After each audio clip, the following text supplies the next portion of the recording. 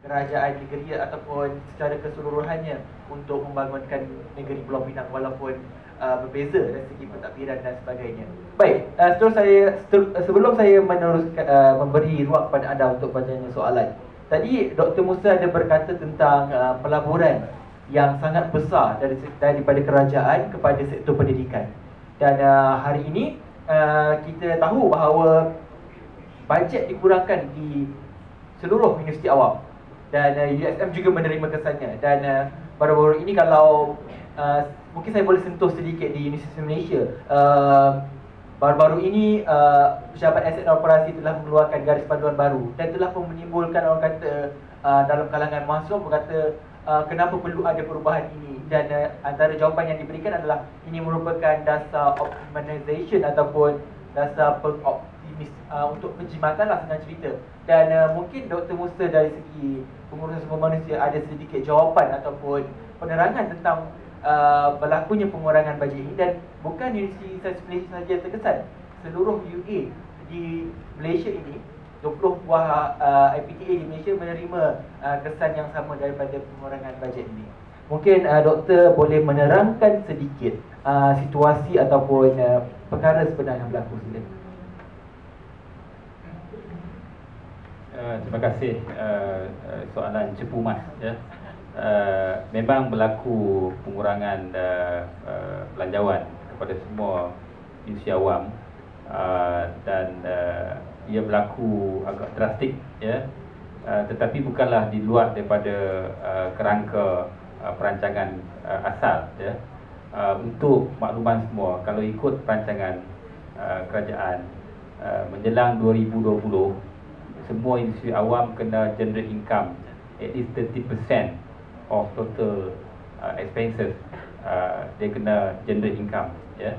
So yang berlaku baru-baru ini ialah proses itu dipercepatkan. Kita sebut tahun 2020 bunyi macam lama ya. 4 tahun lebih sikit saja.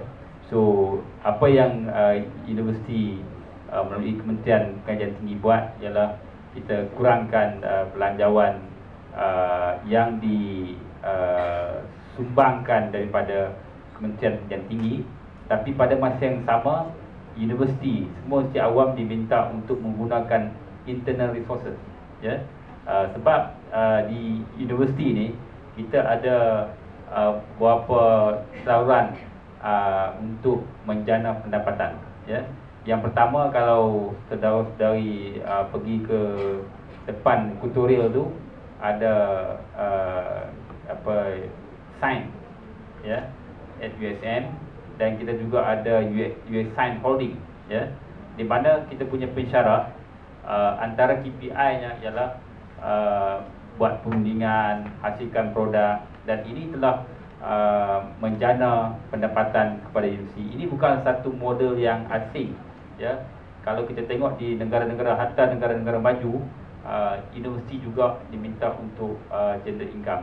Dan sebagai orang di human resource ya, saya percaya ini ialah untuk memastikan sumber tenaga manusia itu kita guna semaksimum yang mungkin ya, seefisien yang mungkin. Bila keadaan ekonomi bajet itu dikurangkan, dengan sendirinya kita fikir balik sama ada apa yang kita buat selama ini menjurus kepada atau mendorong kepada kecekapan atau keberkesanan kos ya. Dan kita seboleh mungkin ya di peringkat universiti tidak mengganggu dari segi teaching and learning process. Kita tak kacau student ya. Apa yang kita buat ialah kita kawal perjalanan, umpamanya kita kawal perjalanan keluar negara ya, juga menggunakan internal resources. Kita tak ada lagi outsourcing ya. Kalau dulu kita boleh outsource perkara-perkara yang kita rasa kita tak perlu buat, sekarang kita guna kepakaran dalaman untuk menjalankan sesuatu aktiviti. Yang keduanya ialah apa yang kita buat ialah kita hadkan perjalanan keluar negara ya untuk pensyarah-pensyarah ya, kecuali yang mendapat tajaan daripada badan-badan antarabangsa ya. Dan itu dibuat dan cuma saya nak sebut di sini, yang pertama dia tidak mengganggu dari segi teaching and learning, ya. Yang kedua, dia adalah selaras dengan perancangan yang dibuat dalam Pelan Pendidikan Tinggi Negara untuk memastikan semua industri awam mampu menjana pendapatan sekurang-kurangnya 30% menjelang tahun 2020. Dan ketiga, dari sumber manusia, ya, saya percaya ini satu walaupun ia berlaku agak drastik, tapi ada hikmah di sebaliknya. Kita dapat memastikan, ya, kita punya perancangan dan juga kita review balik tindakan kita untuk memastikan kita menggunakan sumber yang ada secara yang optimum, ya. Baik, terima kasih Doktor atas penerangan. Saya harap semua clear tentang keadaan bajet sekarang dan apa yang berlaku di Universiti Sains Malaysia khususnya. Baik, sekarang kita lihat kita pun dah ke kesuntukan masa. Jadi saya membuka ruang ini untuk kepada para pelajar. Dan saya lihat ada pelajar daripada sains politik, ada daripada TPP, ada daripada antropologi dan juga daripada skul lain yang mungkin ada persoalan yang ingin anda tanyakan. Jadi boleh mulakan sekarang dan perkenalkan nama anda dan kepada siapa anda tujukan soalan tersebut. Silakan. Yes, please.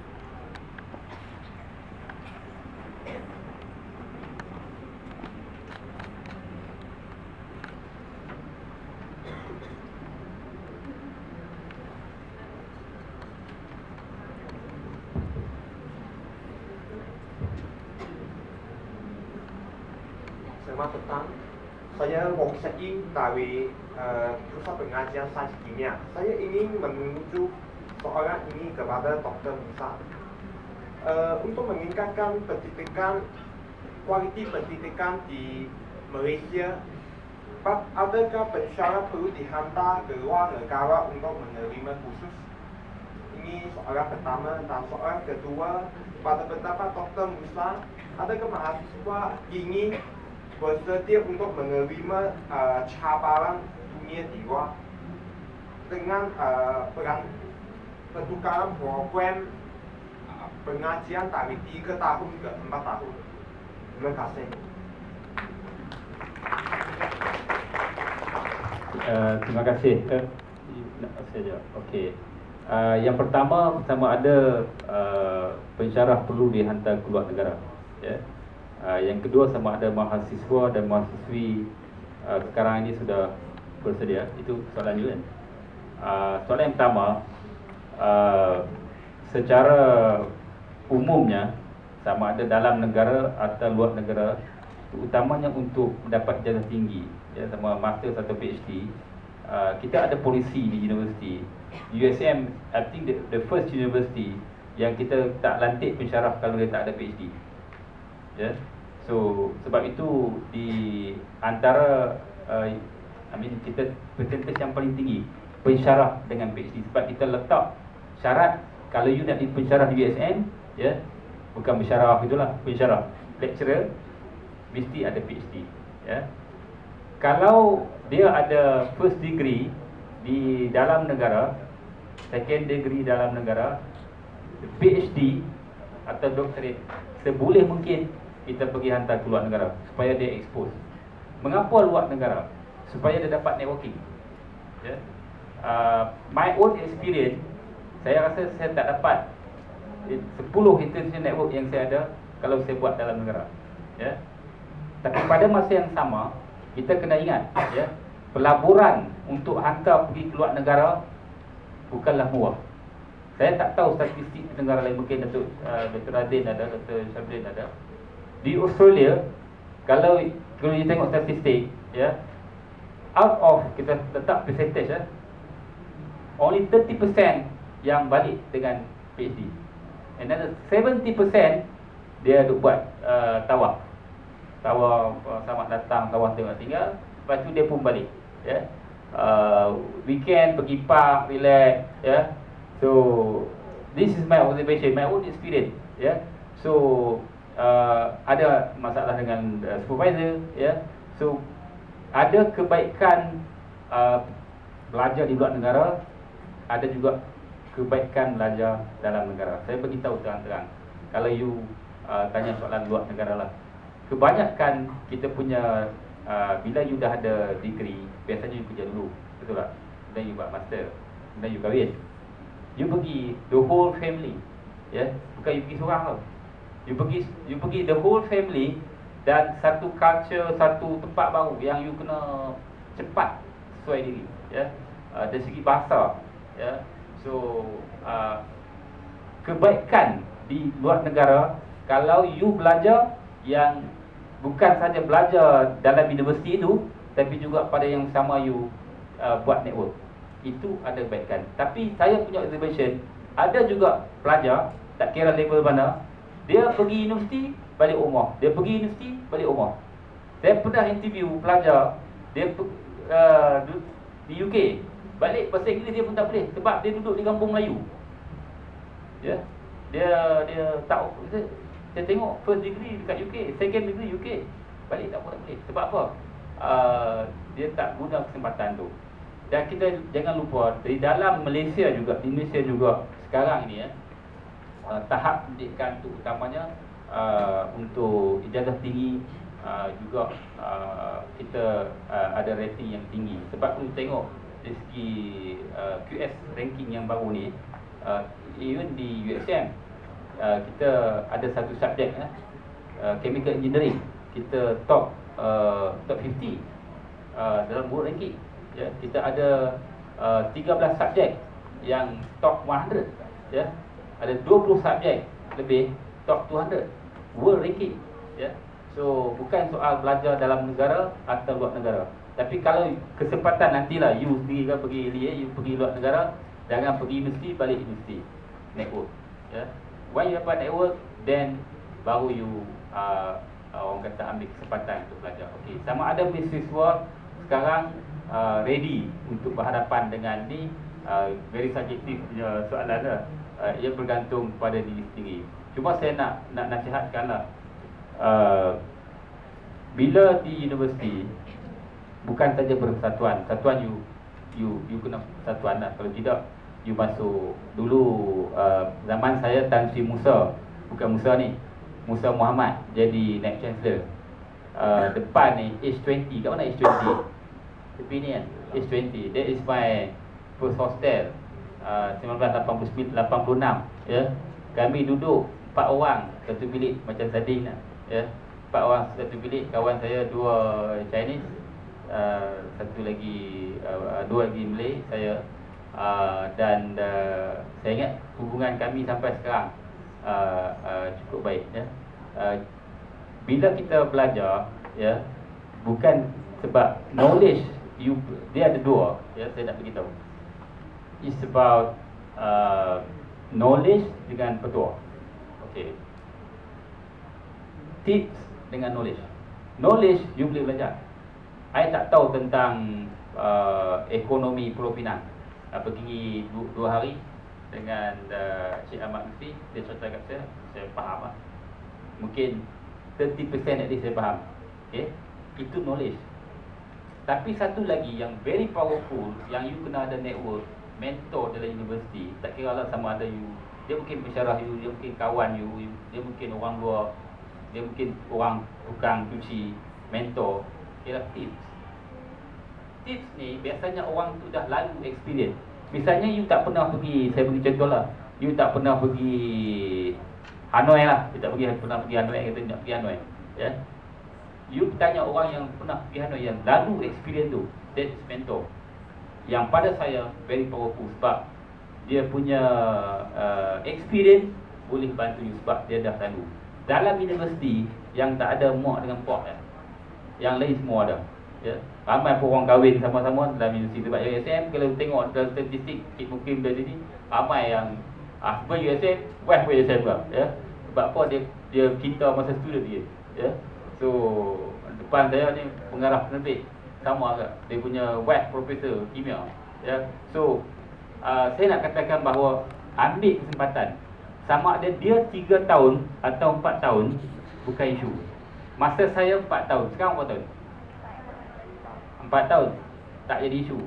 3 tahun dulu, ya, ada orang komplain lah 3 tahun. Saya di Irsyad interview orang. Kita kata student tu tak matang lagi. Ya, dia dah keluar. 4 tahun sepatutnya dia dah matang. Ya. Tahun pertama you baru nak belajar. Ya, nak adjust diri. Ya. Hari pertama beli baldi, ya, pergi restu, pergi sana baru nak kenal, oh ni post office ni di TSP. Habis tahun pertama, ya. Lepas tu baru nak kenal penasihat akademik, dekan siapa dekan juga pula, ya. Nak tahu perangai pensyarah ni macam ni, pensyarah ni suka kereta, ya. So masuk tahun kedua. Tahun 3 dah fikir dah, aku nak kerja apa, ya. You ada 4 tahun, ya. Saya my own experience, pasal apa saya dapat cepat kerja. Second year saya dah mula kerja. Orang balik kampung, saya tak balik. Saya pergi ketuk lecturer punya pintu, you nak pakai tak research assistant? Yeah. So tahun 2 saya kerja, tahun 3 saya kerja, tahun 4 saya kerja. So bila saya pergi interview, saya tak minta jawatan ni, USM panggil. So saya dah ada experience. Yeah. Gaji masa tu 1 hari RM15, kira besar lah, 1 hari RM15. Ya. You kena guna kesempatan sebab research pensyarah ni dia banyak grant. Bukan grant tanah. Grant tanah pun banyak juga. Grant pendidikan. Yang kadang-kadang dia boleh lantik you, dia kenal you. Ya. So guna sebab kita di social science ni pembangunan, terutama saya major pembangunan, minor sains politik. Cuma tak jadi orang politik lah. Ya. Guna sebab you belajar benda yang praktikal. Ya, you belajar planning, ya. Doktor Osman Mak Yusof. Osman Mak Yusof kan? Dia lecturer saya. 2 kali jadi saya belajar dengan dia. Dan dia juga pernah bekerja dekat SU. Dan dia hasilkan satu training untuk kerajaan persekutuan tentang planning, ya. So, you ada lecturer yang saya kata package yang cukup baik. Dan my own experience di Sok Science umpamanya 4 tahun saya rasa sudah cukup matang dan mampu, ya, untuk menempani situasi sebagai pekerja nanti, insyaAllah. Baik, terima kasih. Saya harap doktor menjawab soalan. Baik, memandang